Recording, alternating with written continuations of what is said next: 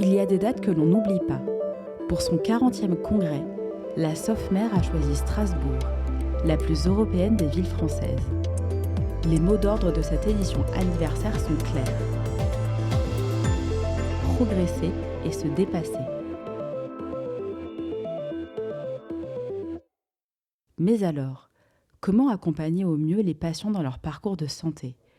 Pour y voir plus clair, j'accueille le professeur Mouna Anachi. Bonjour. Bonjour. Professeur Anachi, vous êtes chef du service de nutrition clinique à l'hôpital Paul Brousse à Villejuif dans le Val-de-Marne.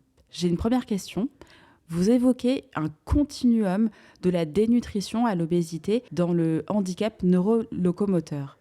Pouvez-vous nous expliquer ce que recouvre précisément cette notion de continuum et en quoi elle renouvelle la façon de penser la nutrition dans le handicap ?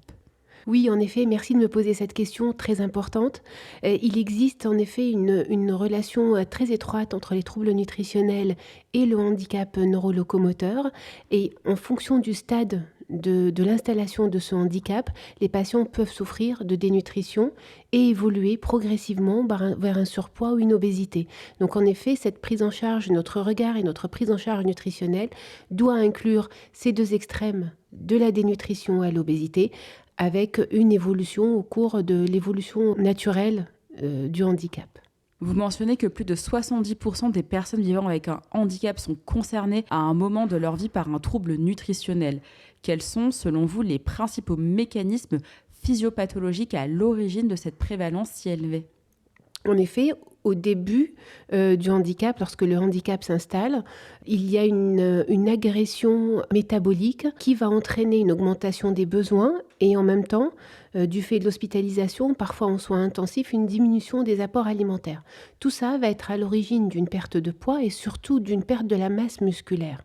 Au fur et à mesure de l'évolution de la maladie, le patient va évoluer vers une phase chronique. À ce moment-là, du fait de la perte de la masse musculaire et de l'augmentation de la masse grasse, le patient récupérant une alimentation normale, voire une suralimentation, va évoluer progressivement de la dénutrition vers l'obésité.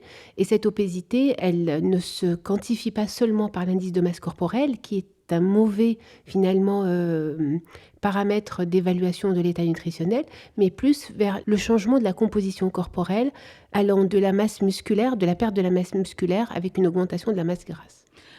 J'aimerais comprendre quels sont les liens entre le handicap neurolocomoteur et la survenue d'une situation de dénutrition. Quel est le mécanisme qui fait que lorsqu'on est dans un handicap neurolocomoteur, on est exposé à un risque de dénutrition ? Alors oui, c'est très simple.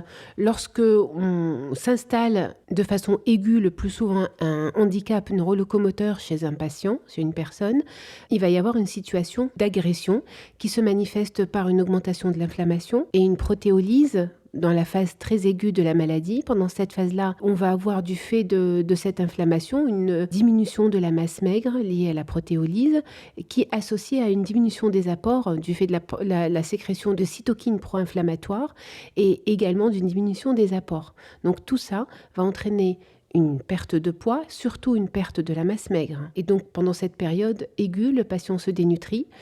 Cette phase de dénutrition peut se prolonger pendant la phase post-aiguë, voire la phase chronique, du fait plusieurs mécanismes, difficulté d'accès à l'alimentation, un syndrome dépressif qui peut s'associer à l'avènement du handicap, donc plusieurs troubles de la déglutition aussi, il y a plusieurs paramètres qui vont faire pérenniser cette inadéquation entre les besoins et les apports réels. Et ensuite, il va y avoir une période de stabilisation qui, sur cette base de perte de masse musculaire, le patient va aller mieux, donc va manger peut-être un peu plus, alors que ses besoins ont diminué. Ils ont diminué parce qu'il bouge moins et parce qu'il a perdu de la masse musculaire. Mais il va manger comme avant ou alors il va manger même un peu plus. Et donc, de cette période de dénutrition et de cette phase de dénutrition, il peut évoluer au bout de plusieurs mois, plusieurs années. Et on sait que la durée de vie en général s'allonge. L'espérance de vie des patients souffrant de handicap s'allonge aussi. Donc, les patients vont présenter une autre problématique après plusieurs années d'évolution qui est celle du surpoids et de l'obésité avec tout ce que ça comporte comme risque cardiovasculaire et peut-être une récidive d'un accident vasculaire cérébral ou donc une aggravation du handicap. Mais alors, cette trajectoire qui va de la dénutrition jusqu'au surpoids, voire à l'obésité, est-ce qu'elle est immuable ou est-ce que non, d'un patient à l'autre, elle peut être endiguée ou limitée? Alors, 2 choses, elle n'est pas immuable et les trajectoires sont différentes et il y a autant de trajectoires que de patients. Plusieurs paramètres la prédisent, notamment le type du handicap, le niveau de la lésion et le niveau de l'incapacité motrice. Donc à cela vont se rajouter d'autres paramètres que j'avais déjà cités, c'est-à-dire les symptômes dépressifs, la diminution des apports alimentaires, l'isolement social. Tout ça sont des paramètres qui vont exposer le patient plus ou moins à un risque de dénutrition, puis peut-être à un risque d'obésité. Il me semble que vous indiquiez également qu'il y a une vigilance à avoir à l'égard des patients atteints de surpoids ou d'obésité, parce que surpoids ou obésité ne veut pas forcément dire qu'il n'y a pas de situation de dénutrition. Je vous remercie infiniment de poser cette question qui est très importante parce qu'on a tendance à être rassuré en face d'un patient qui a un poids normal ou plutôt en situation d'obésité. Donc on a tendance à moins penser, à moins évoquer la dénutrition. Or, ces patients en situation de surpoids et d'obésité peuvent être dénutris et je dirais presque et qui sont plus à risque de dénutrition qu'un patient qui a poids normal. Parce qu'il y a une modification de la composition corporelle qui est liée au handicap, qui fait que les patients vont perdre de la masse maigre et prendre de la masse grasse, donc ils vont souffrir de sarcopénie et donc être plus exposés à un risque d'escarre et être en situation de dénutrition. La Haute Autorité de Santé a défini des critères diagnostiques stricts qui permettent de poser le diagnostic de la dénutrition et celle-ci peut survenir même chez un patient en situation de surpoids ou d'obésité. Donc est-ce que ça veut dire que dans le parcours de soins d'une personne atteinte d'un handicap neurolocomoteur, il y a un enjeu fondamental d'accompagnement sur un point de vue nutritionnel? En effet, il y a 2 enjeux. L'enjeu, il est d'abord populationnel et de prévention primaire, lutter contre le surpoids, l'obésité, la dyslipidémie qui sont des facteurs de risque de survenue d'accidents vasculaires cérébraux par exemple et ceux-là sont tout à fait possibles et dans le champ de l'intervention nutritionnelle, qu'elle soit populationnelle ou individuelle.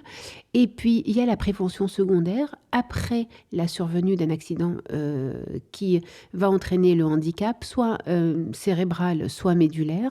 Et elle est d'autant plus efficace qu'elle est mise en place de façon précoce. D'abord, notre objectif, dans le meilleur des cas, c'est de prévenir l'installation de troubles nutritionnels, notamment de dénutrition au début et d'obésité ensuite. Et si on n'a pas pu prévenir cette dénutrition et cette perte de poids, l'idée, c'est de la prendre en charge le plus précocement possible. Est-ce qu'il y a des nutriments ou des familles d'aliments ou de vitamines ou qui servent au bon fonctionnement du corps qui vont disparaître en premier chez les personnes atteintes d'un handicap neurolocomoteur? Et je pose cette question pour savoir, est-ce que, donc, au moment de la prise en charge nutritionnelle, est-ce qu'il y a des apports spécifiques, notamment favorisant le maintien de la masse maigre, auxquels il faut faire particulièrement attention d'adjoindre à leur alimentation? Alors, la question, je peux y répondre par deux points. D'abord, il y a une diminution quantitative des apports, c'est-à-dire les apports énergétiques, en termes de calories, vont être pas suffisants en phase aiguë et peut-être être un peu trop élevés en phase chronique. Donc, l'intervention se fait sur la quantité d'apport alimentaire qui doit être adaptée aux besoins, en fonction de la phase du handicap. Donc si on est en phase aiguë, c'est plutôt augmenter les apports, les adapter et puis après les adapter aussi à la situation de sédentarité et à l'activité physique et à la masse musculaire. Dans la phase aiguë, ce qui est important, c'est de pouvoir adapter donc les apports alimentaires. Pour cela, il y a des examens complémentaires qui sont indispensables, qui sont la calorimétrie indirecte, qui nous permettent de vraiment mesurer les besoins, la dépense énergétique de repos du patient et en fonction de son état inflammatoire, adapter aussi les apports alimentaires. Concernant la qualité, donc l'idéal c'est de respecter les ANC, les apports nutritionnels conseillés en termes de répartition des macros et des micronutriments, sachant que le patient qui est en situation de handicap va être en perte d'autonomie, donc va pas pouvoir diversifier son alimentation. Et ce qu'on remarque, c'est des profils alimentaires non adaptés, déséquilibrés sur le plan qualitatif, avec la consommation de produits ultra transformés en grande quantité, des apports en fibres moins importants, donc les patients vont consommer plutôt ce qui est facile d'accès, les plats préparés. Tout ça entraîne donc un déséquilibre aussi qualitatif. Donc pour répondre à votre question, il faut qu'on assure aux patients les besoins quantitatifs et qualitatifs adaptés tout en respectant les apports nutritionnels conseillés en population générale, mais adaptés aux besoins du patient. Mais alors, on a peut-être une problématique ici de santé publique, de savoir comment assurer une alimentation de qualité auprès d'une population qui a vraiment besoin d'avoir ces apports-là. Donc, on en a tous besoin, bien évidemment, mais ces personnes atteintes de handicap neurolocomoteur en ont particulièrement besoin pour leur reprise et pour leur pérennisation de la qualité de leur vie. C'est exactement notre champ d'action et notre rôle, c'est de pouvoir assurer justement ces apports alimentaires quantitatifs et qualitatifs suffisants aux patients en situation de handicap. L'obésité, la dénutrition influence-t-elle la récupération motrice, la cicatrisation et la rééducation ? Si oui, quelles adaptations médicales induisent-elles ?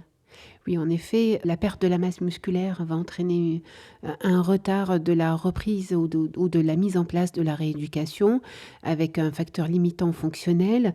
Et puis le surpoids et l'obésité vont limiter les transferts des patients et aussi le retour à une activité physique. Donc les deux, que ce soit la dénutrition ou l'obésité, influencent le pronostic fonctionnel de nos patients.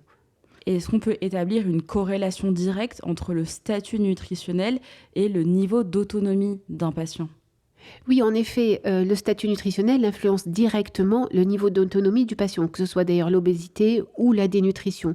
D'où l'intérêt de prévenir et de rétablir au maximum un état nutritionnel normal afin de pouvoir restaurer en parallèle l'autonomie du patient en fonction de ses capacités neurologiques. Pour les personnes qui vont vivre un AVC, est-ce que l'état nutritionnel dans lequel elles étaient avant la survenue de l'accident vasculaire cérébral, par exemple, a un impact sur leur récupération à la suite de l'événement traumatique ? Tout à fait. Tout à fait. Un patient en situation d'obésité ou en situation de dénutrition initialement va avoir plus de mal à récupérer, va avoir plus de complications. S'il est dénutri, il va avoir plus de complications aiguës, notamment infectieuses. Et s'il est en situation d'obésité, se pose la question des escarres, de la mobilisation. Donc oui, l'état nutritionnel pré-accident vasculaire cérébral est un facteur déterminant du pronostic et c'est un facteur favorisant aussi la survenue d'événements vasculaires.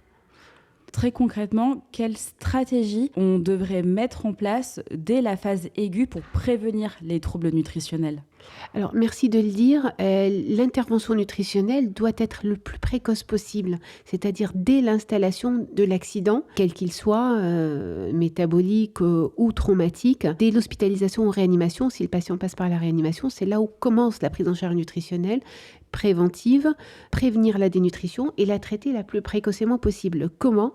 En évaluant l'état nutritionnel du patient, c'est-à-dire sa composition corporelle et ses besoins, se basant sur la mesure de la dépense énergétique de repos. Ensuite, cette adaptation doit se faire régulièrement pour assurer, pour donner au patient le maximum de chances de récupérer et d'accéder à sa rééducation. Comment faire pour y arriver ? D'abord, l'alimentation orale, sachant qu'en réanimation, c'est très difficile. Ne pas hésiter à aller très rapidement vers une assistance nutritionnelle. Si le tube digestif est fonctionnel, par voie entérale, par sonde nasogastrique, et puis celle-ci se prolonge, ne pas hésiter à envisager la gastrostomie. Et puis si le tube digestif n'est pas fonctionnel, par une nutrition, une renutrition parentérale, donc par voie intraveineuse, le plus souvent centrale. Et donc cette gradation de l'intervention nutritionnelle est très importante, donc elle doit se faire dans cet ordre-là, donc favoriser les apports nutritionnels oraux et aller vers l'assistance nutritionnelle, et sachant que quand on prescrit une assistance nutritionnelle artificielle, on se pose la question de l'indication, mais aussi de quand est-ce qu'on doit l'arrêter, c'est-à-dire toujours favoriser une reprise de l'alimentation orale qui reste un élément important pour la sociabilisation, pour traiter l'isolement social, pour lutter contre l'isolement social. Donc il est très important aussi de pouvoir favoriser toujours cette alimentation orale, si elle n'est pas contre-indiquée. Si j'ai bien compris ce que vous m'expliquez depuis le début de notre entretien, il y a un immense enjeu de maintien de la masse maigre, la masse musculaire. On a parlé de l'alimentation qui est fondamentale donc là, au cœur de notre propos. Je ne peux pas m'empêcher de poser la question de l'activité physique. Qu'est-ce qu'on fait au niveau de l'activité physique pour les personnes atteintes de handicap neurolocomoteur pour favoriser le maintien de cette masse maigre qui est fondamentale pour la bonne santé autant que faire se peut? Une question très importante aussi, de toute façon, quand un patient va présenter un handicap neurologique, il va y avoir de toute façon une perte musculaire et l'installation d'une sarcopénie relative. Donc l'idée, c'est d'intervenir précocement, encore une fois, pour lutter contre cette sarcopénie. Comment on lutte contre cette sarcopénie? Par 2 axes. Le premier, c'est un axe nutritionnel, mais le deuxième, c'est l'axe de l'activité physique adapté qui fait partie de cette intervention nutritionnelle. Il doit être adapté au handicap. Donc, il peut être en 2 parties. Il y a cette activité physique que le patient va lui-même, donc avec ce qui lui reste, avec l'autonomie qu'il a. Et puis, il y a cette mobilisation passive qui doit se faire avec l'aide des kinésithérapeutes et puis des APA, de nos collègues APA, qui vont intervenir à tous les stades de la prise en charge. Donc oui, en effet, donc nutrition, mais aussi activité physique adaptée. On parle de l'activité physique et de ses bienfaits sur la masse maigre. Mais est-ce que l'activité physique, elle va aussi intervenir sur d'autres mécanismes comme ceux de l'inflammation, par exemple ? Oui, en fait, on parle de l'activité physique adaptée qui va rétablir au maximum une composition corporelle harmonieuse, c'est-à-dire avec une masse musculaire, parce que là, on parle beaucoup de la masse musculaire parce que c'est elle qui va être à l'origine de la préservation de l'autonomie, avec une diminution de la masse grasse. Et une diminution de la masse grasse, ça veut dire une diminution de l'inflammation de bas grade aussi, et donc moins d'inflammation, une dépense énergétique qui va être équilibrée, et puis moins d'escarres et moins de complications. C'est un cercle vertueux en quelque sorte. En effet. Donc, j'ai une dernière question à vous poser, professeur Hannachi. Est-ce que vous avez des préconisations à faire à vos confrères et consoeurs sur la manière de prendre en charge d'un point de vue nutritionnel les patients atteints de handicap neurolocomoteur ? J'ai travaillé pendant plusieurs années avec mes collègues et les interactions étaient de très bonne qualité. Je pense que ce n'est que comme ça qu'on arrive à améliorer nos patients. Donc, c'est la transdisciplinarité, le coworking entre nutritionnistes et médecins rééducateurs. Et puis, si je dois répéter encore une fois, c'est la précocité de la prise en charge. Donc, s'intéresser au patient dans sa globalité en intégrant cet axe de nutrition, donc évaluer son état nutritionnel. On n'a pas besoin d'être nutritionniste pour être sensibilisé. Et justement, ce coworking et cette transdisciplinarité fait que voilà, il y a un transfert aussi de compétences et il y a un transfert d'intérêt. Donc, évaluer le patient le plus précocement possible et intervenir le plus précocement possible dans une approche transdisciplinaire. Et puis, une demande d'avis spécialisé si besoin. Merci beaucoup, professeur Hannachi. Mais de rien, merci. Au revoir. Ce podcast vous a été proposé dans le cadre du 40e congrès de la SOFMER. À l'animation, Shaima Deb. À la technique, Vincent Monteil.